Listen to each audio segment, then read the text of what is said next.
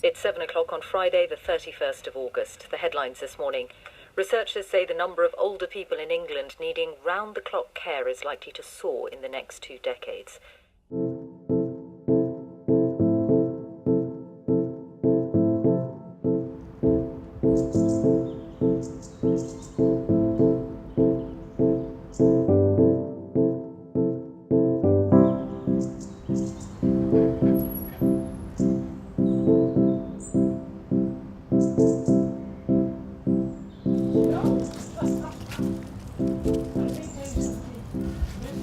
Older people requiring full-time care will increase substantially in the next couple of decades. A team at Newcastle University has calculated that by 2035, the number of over 65s requiring 24-hour care is predicted to rise by a third. Yes, this is according to a new study which has been published in The Lancet. Now, by 2038, this report says that there'll be nearly 500,000 people who are aged 85 and over who... We're already in crisis. Maybe you think the crisis has already reached explosion point. Out. I just thought, this is really grim. This isn't something to look forward to. How can you make me feel better about this? When you finish your work in life, you're not a producer. They want people who produce.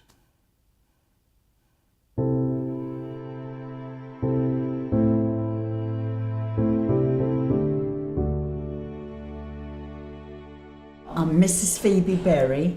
My name's Maria Cheeseman. I'm 67 years old. I'm 86 years of age.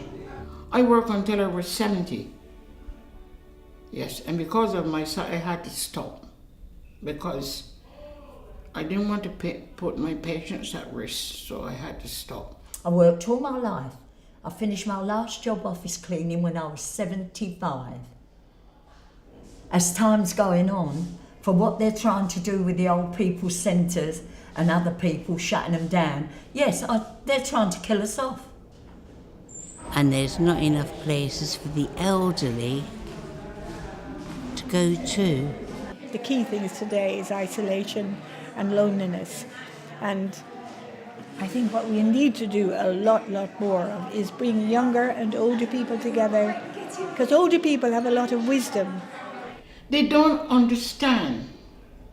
They think because that I'm this age that I don't know nothing, No.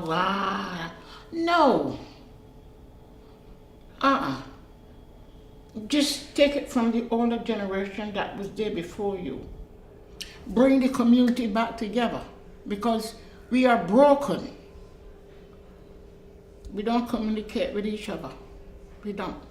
And I think it is wrong for this generation that is coming to see that. It shouldn't be like that.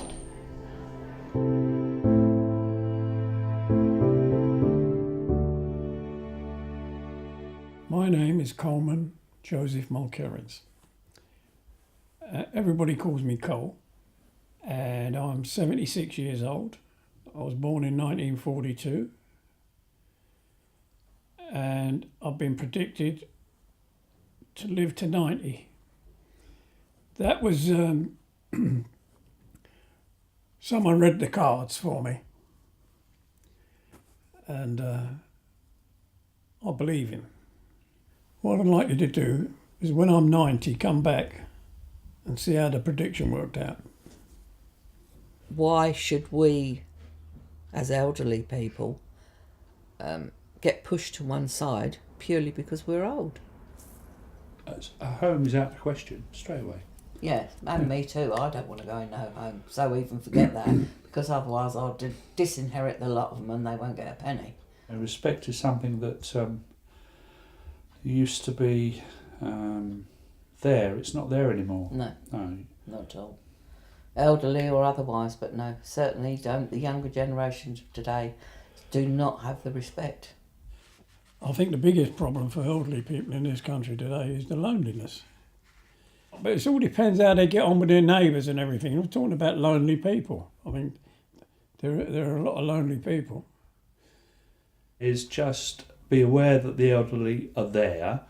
But the thing is, the younger generation normally grow up in a family, and the family has elderly people in it. Yeah. So the contact is probably there anyway. Yeah. That should come naturally. That should come naturally. Yeah. From their own family Yeah, it environment. depends, But I do think, as I say, it's with either having a granny or a granddad. There's going to come a time in life when you're going to need granny or granddad. Other people are less tolerant of elderly people, far less tolerant. I think as you get older, your circle reduces anyway. Yeah. So you if you're not out and about so much as you used to be, you're not meeting so many people. It's about meeting people to make friends. Yeah. And exactly. a lot of elderly people don't get out. They don't get out. So they can't. Or they don't want to for whatever reason. There's loads of people like me in their 70s who are mobile. 50 years ago, they were finished at 40, 45. 50. That was it. You were old. I think Keep active. keep active. Work for as long as you can, which obviously involves the mind, and just carry on doing as much as what you were doing. Normally. Yes. Because if you were, I think if you think you're going to be old and decrepit, you will be.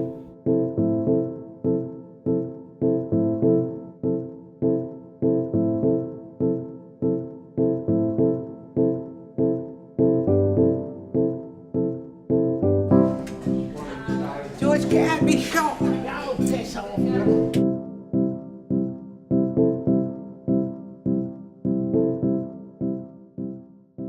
I started coming to the centre about a year ago, and I started coming to this one on a Thursday through friends, and then I came to a Tuesday centre, which I enjoy so much.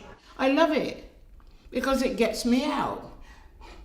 You understand? When I go home now, tomorrow I come to the Friday one, and when I go home and just say, well, so I love it when we got our own transport, so they come pick up from door to door and things like that, and I love it.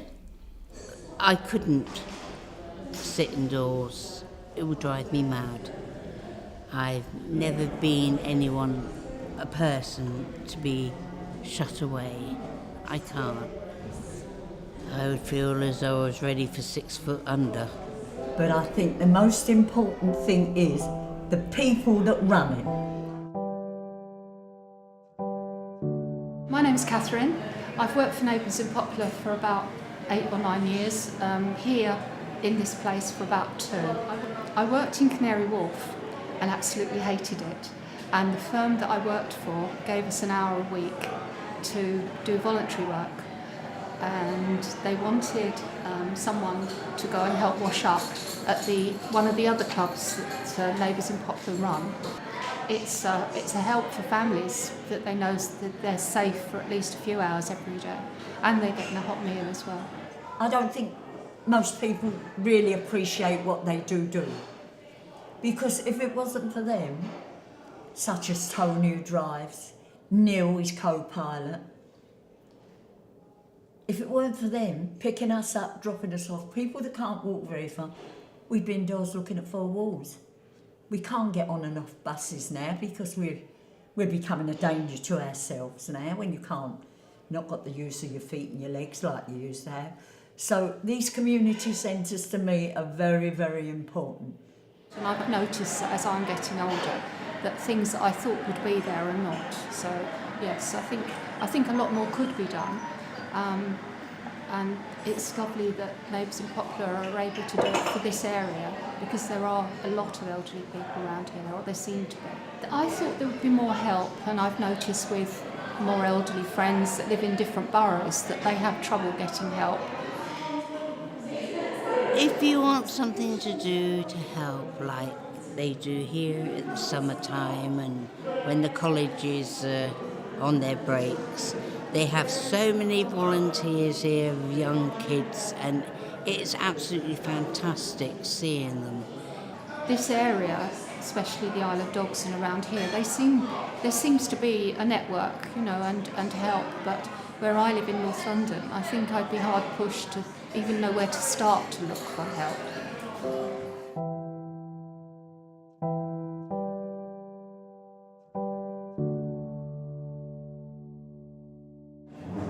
There's not very many places you can find like here with Sister Christine.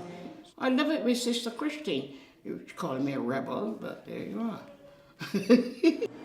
Sister Christine has been a name that I have heard for years, since I was young. Without her, London would be a boring place.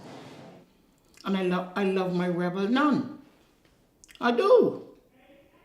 Don't even think about saying anything for Booker to hear me, because I tell you what, she is a godsend to me and more people like me. We need that sense of the common good. We are responsible for each other.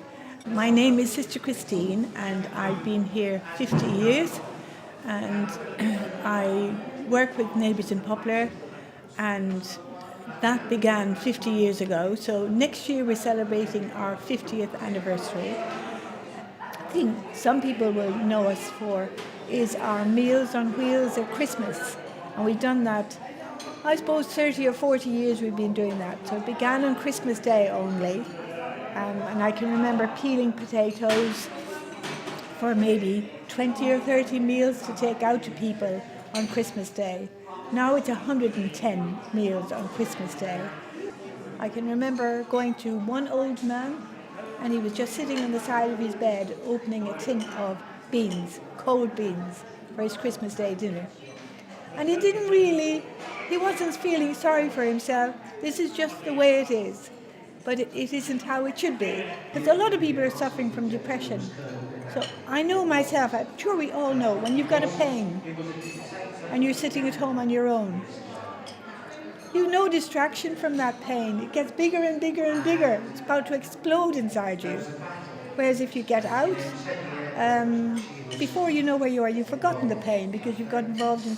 There are a lot of things that older people can do. One of the things I'm really interested in and would love to do would be to get with people, researchers, and work out a human city. What makes a human city a proper, healthy environment for people, older, younger, kids, to grow up together where they're feeding into each other and helping each other, but where kids can play and not told to shut up. And older people are listened to and can share their stories, because we're going to be very poor in a few years' time here, because a lot of the older people have incredible stories, but we're letting them die without getting the story. So we need to do something about that.